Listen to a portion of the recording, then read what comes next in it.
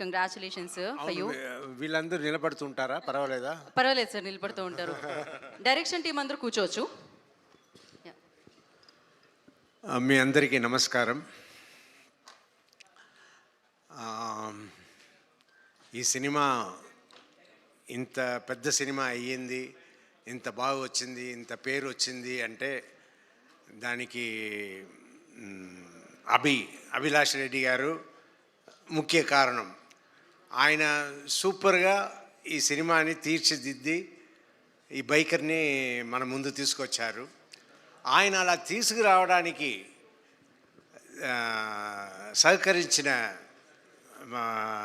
సహకరించారు ఎవరంటే వంశీ గారు. వంశీ గారు ఇంత ఖర్చు పెట్టి అభిలాష్ రెడ్డి గారు ఏమేమి చేయాలనుకున్నారో దానికి అంతా ఓకే చెప్పి చేశారంటే హ్యాట్స్ ఆఫ్ టు వంశీ గారు. ఆయనే నాకు మెయిన్ పర్సన్గా కనిపిస్తున్నారు. ఏ ప్రాబ్లం లేకుండా ఇంత పెద్ద బడ్జెట్ సినిమాని ఇవాళ రిలీజ్ చేసి సక్సెస్ఫుల్గా రన్ చేస్తున్నారు. అండ్ నా జీవితంలో మా అక్క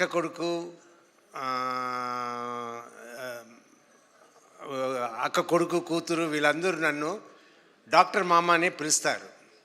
ఎవరు నన్ను ఆ తర్వాత వాళ్ళ పిల్లలు పుట్టి కూడా వాళ్ళు కూడా నన్ను డాక్టర్ మామ అనే పిలుస్తారు. తాత అని పిలవాల్సిన వాళ్ళు ఎవరిని పిలవరు కూడా. అందరూ డాక్టర్ మామ అంటారు. కానీ ఈ సినిమాలో నేను వచ్చి యాక్ట్ చేస్తున్నప్పుడు సర్వా గారి సినిమాలో చేస్తున్నాము, ఎలా ఉంటుందో ఏది ఉంటుందో అనుకున్నప్పుడు ఓ రోజు సీన్లో ఈ అబ్బాయి వచ్చి తాత అంటాడు.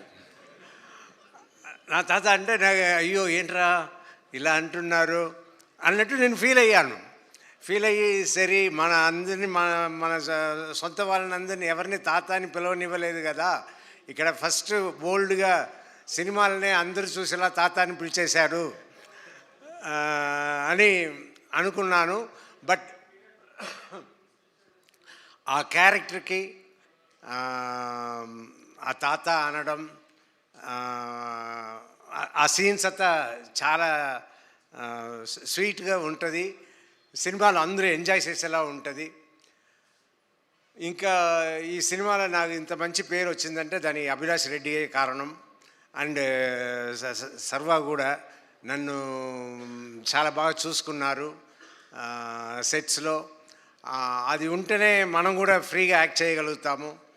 సో ఐఎమ్ లక్కీ ఈ సినిమాలో నేను యాక్ట్ చేసిన దానికి, ఈ క్యారెక్టర్ నేను పోషించడానికి అవకాశం ఇచ్చిన అందరికీ, అలాగే ఈ సినిమాలో పనిచేసిన టెక్నీషియన్స్ అందరికీ చాలా థ్యాంక్స్ చెప్పుకుంటాను. Thank you sir, thank you so much. And